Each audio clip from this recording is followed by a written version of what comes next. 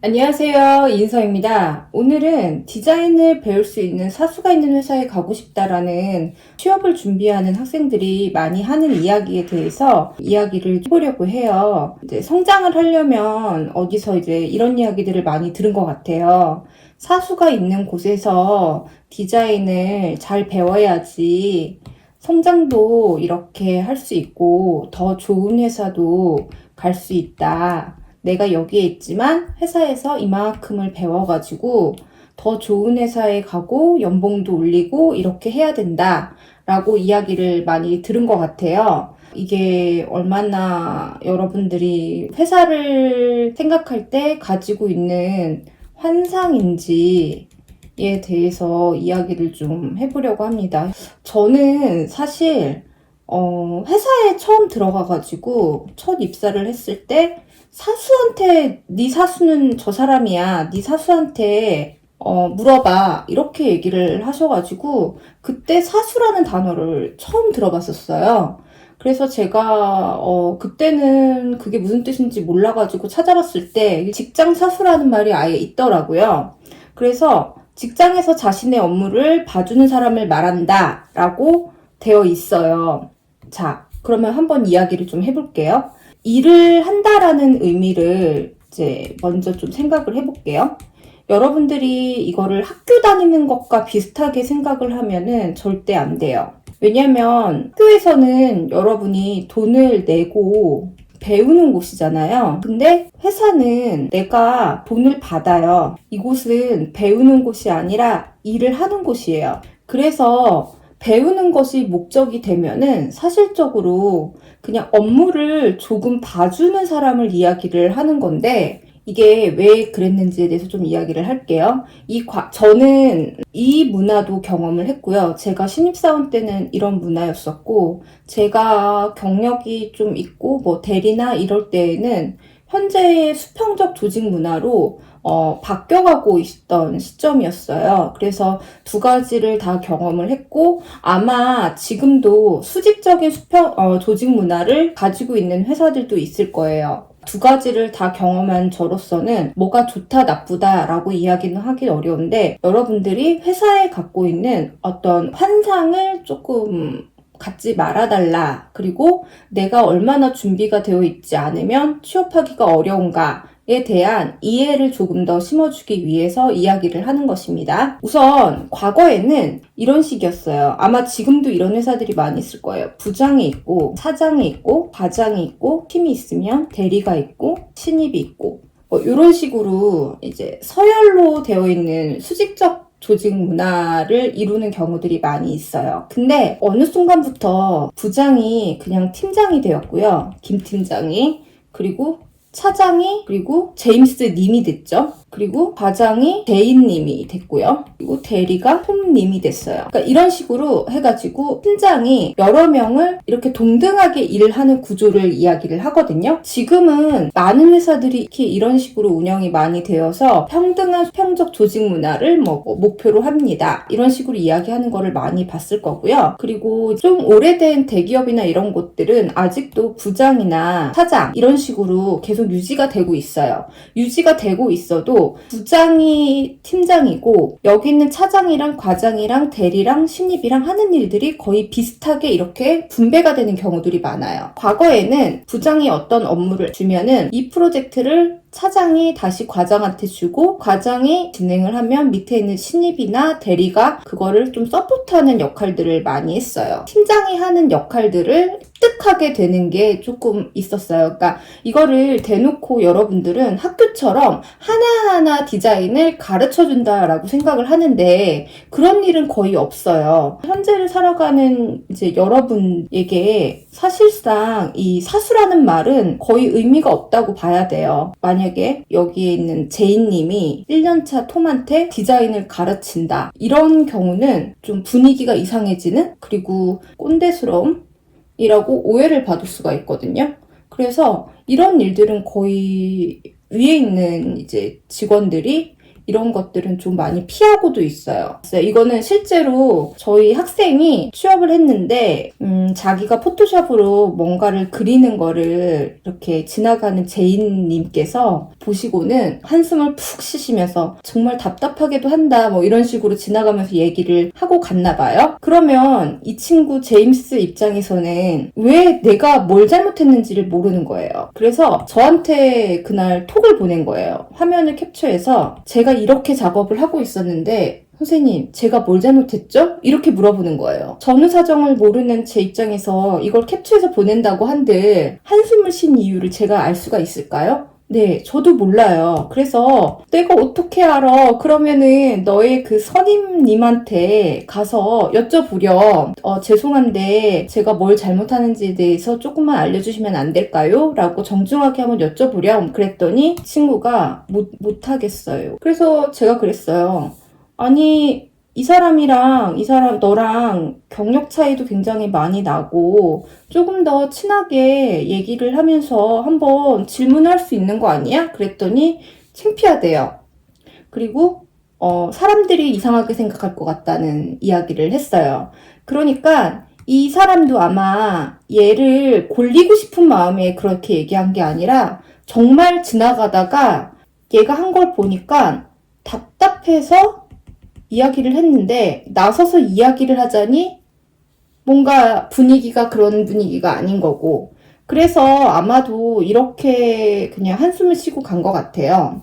이 정도로 뭔가를 가르치고 배우는 게 쉽지 않다라는 거를 좀 이야기를 하려고 하는 거거든요. 이런 일은 있죠. 뭐 예를 들면 회사 업무 시스템, 그 다음에 유관부서, 뭐 파일 관리 이런 것들은 알려주죠. 이거는 배우는 게 아니잖아요. 이런 걸 배운다라고 이야기하기는 어렵고 이거는 A 회사나 B 회사나 C 회사 어디나 다 다릅니다. 거의 대부분이. 그래서 이거를 어느 한 명이 와서 바꾸는 게 아니라 내가 들어가서 A 회사에 맞춰가지고 이런 일들을 진행을 하는 거기 때문에 이런 것들은 알려줘요. 이거를 알려주는 거를 뭐 사수한테 배운다? 글쎄요. 이거를 배운다라고 표현하기는 좀 어려운 것 같고 이거는 그냥 누구든지 전임자 바로 위에 있는 사람 아니면 옆에 있는 사람 이거를 알려주는 건데 이거는 배운다라는 게 아니에요. 여러분들이 배운다라고 생각하는 디자인은 아무도 가르쳐주지 않습니다. 그래서 회사에 들어가서 디자인을 배울래요? 라는 이야기는 절대 하시면 안 돼요. 어떤 친구가 이런 얘기를 하는 거예요. 학교 교수님이 회사에 가서 사수한테 배우는 거라고 그랬대요. 신입은. 그래서 제가 그랬어요. 자, 그렇다면 제가 이런 이야기를 하는 많은 친구들한테 이런 질문을 해요. 자, 그러면 너가 경력이 한 3년 정도 지금은 신입이니까 배운다고 치자. 3년 정도 된 경력이야. 그러면 신입이 들어왔어, 회사에. 선배님, 저 가르쳐 주세요. 이러면 본인의 업무 외에 어떤 신입을 가르친다고 해서 나에게 어떤 베네핏이 있는 것도 아니고 너의 디자인 노하우를 모두 알려달라고 하면 지금 너가 이렇게 힘들게 배우고 이런 것들을 다 알려줄 수 있겠니? 라고 물어봤어요. 그렇게 많은 친구들한테 제가 물어보면 대부분이 뭐라고 얘기를 하냐면 왜 제가요? 이렇게 이야기를 합니다. 근데 지금 여러분들이 신입 입장에서 반대로 배우고 싶어요. 이렇게 이야기를 많이 하죠. 특히 이제 여러분의 자소서를 보면은 지원 동기에 많이 배우고 발전하는 뭐 디자이너가 되겠습니다. 뭐 많이 가르쳐 주세요. 뭐 이런 얘기 많이 하거든요. 그러니까 회사에 와서 배운다라고 생각을 하는 것 자체가 완전 잘못된 생각이에요. 예. 회사에서는 배울 수가 없어요. 왜냐하면 여기서는 여러분이 일을 해야 돼요. 이 사수가 있다고 하더라도 이 사람이 이 아이에게 디자인을 가르칠 필요를 못 느껴요. 왜냐하면 이 아이가 자라게 되면은 보통 퇴사를 하고 이직을 하죠. 평생 직장은 없으니까요. 요럴 때는 가르치기도 했었어요. 그러니까 뭐 작은 디자인 회사들, 디자인 회사에서 디자이너 한두 명 정도 있는 이런 회사에서는 실장이 보통 디자이너잖아요. 그러면 이 사람이 이렇게 디자인을 알려주기도 했었어요. 저도 이렇게 훈련을 받기도 했었거든요. 근데 이게 이제 도제식 시스템의 문제점이 뭐냐면 이 사람은 나에게 스승과 같은 사람이에요. 그래서 이 사람의 온갖 스트레스를 다 바지를 해줘야 돼요. 그래서 제가 장점도 있고 단점도 있습니다 라고 이야기를 한 게 민주적이에요, 사실. 그러니까 주는 거 없고 받는 거 없고 그냥 나는 내 할 일만 하고 간다. 그리고 10년차 선배가 야근을 해도 나는 신입이라도 눈치 안 보고 퇴근한다. 이게 요즘 문화잖아요. 이 업무가 분리되어 있기 때문에 상관없이 퇴근을 할 수 있어요. 저는 그래서 나중에는 이게 편했어요. 누구를 책임지지도 않고 내 할 일 하면은 나는 그냥 집에 가도 되니까. 그렇기 때문에 서로 가르치지도 않고 터치를 많이 하지도 않고 다만 그 일에 대한 책임은 본인이 다 져야 된다라는 게 포인트인 것 같아요. 이 교수님께서 직장 생활을 아마 아주 예전에 하시고 안 하셨기 때문에 학생들한테 이런 얘기를 하신 것 같은데 지금은 디자인을 가르쳐 주지도 않고 그리고 배우려고 생각을 하면 안 됩니다. 그러면은 이제 이런 이야기를 또 하는 사람이 있었어요. 사수가 능력이 뛰어나고 디자인을 정말 잘하는 사람이었으면 좋겠어. 이런 이야기를 많이 해요. 그러면은 내가 보고 배우는 게 있지 않을까요? 보고 배우는 거? 우리가 흔히 그런 이야기 많이 하잖아요. 그 사람을 알려면은 뭐 친구를 보면은 그 사람을 알 수 있다. 이런 이야기들도 많이 하고요.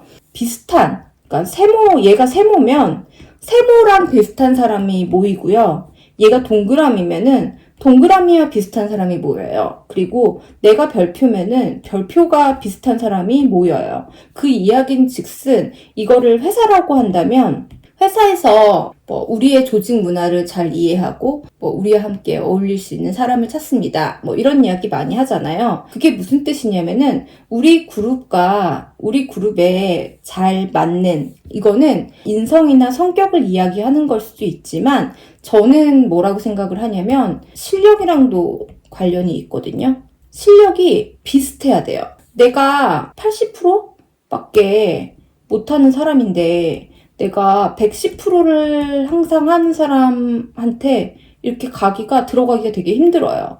요 그룹에 있는 세모들이 너희들 동그라미는 세모가 아니잖아. 안 돼. 이런 식으로 하게 되거든요. 그래서 보통 이렇게 능력이 뛰어난 윗사람을 만나고 싶잖아요. 그러면 나도 능력이 뛰어나야 해요. 그래야지 요 그룹 안에 들어갈 수 있다라는 이야기예요. 그래서 어떤 학생이 얘기한 이 교수님이 회사에 가서 사수한테 배우면서 발전하는 거야 라고 이야기를 했는데 이게 어느 정도여야 되지? 이 사람이랑 실력 차이가 너무 많이 나고 디자인에 대한 배경 지식이나 이런 것들이 너무 떨어지는데 이 사람을 여기에 세모들이 모인 자리에 별표를 넣어주진 않거든요. 이렇게 비슷한 사람들이 항상 모이게 되거든요. 회사에 들어가면은 학교도 그렇잖아요. 수능 성적 실기 비슷한 아이들끼리 모여있는 게 학교잖아요. 대학. 이것처럼 회사도 결국에는 이렇게 되는 거거든요. 내가 준비가 안 되어 있고 내가 뭔가를 이 회사에서 임금을 받을 정도의 능력이 되지 않는데 일단 취업하고 보자 라고 생각을 한다면 아마 요런 데에서 이제 불평을 터뜨리면서 있을 것이고요. 만약에 정말 내가 생각하는 디자인을 잘하는 능력 있는 사수를 만나고 싶다면 나 역시도 능력이 그에 부합할 정도가 되어야지 내가 존경할 만한 그리고 내가 무엇인가를 보고 본받을 수 있는 사람이 있는 곳에서 일을 할 수 있게 됩니다. 인턴도 있고 여러 가지 외부 활동들도 있겠죠.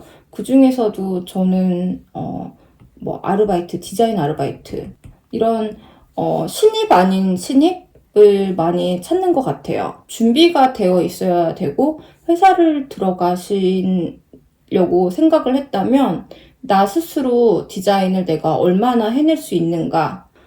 그냥 4년 동안 멍 때리면서 학교만 다니고 있으면 사실은 아무것도 해낼 수 있는 게 별로 없거든요. 왜냐면 학교에서 하는 프로젝트들만 가지고는 사실 회사에서 요구하는 요구 조건을 충족하기가 굉장히 어려워요.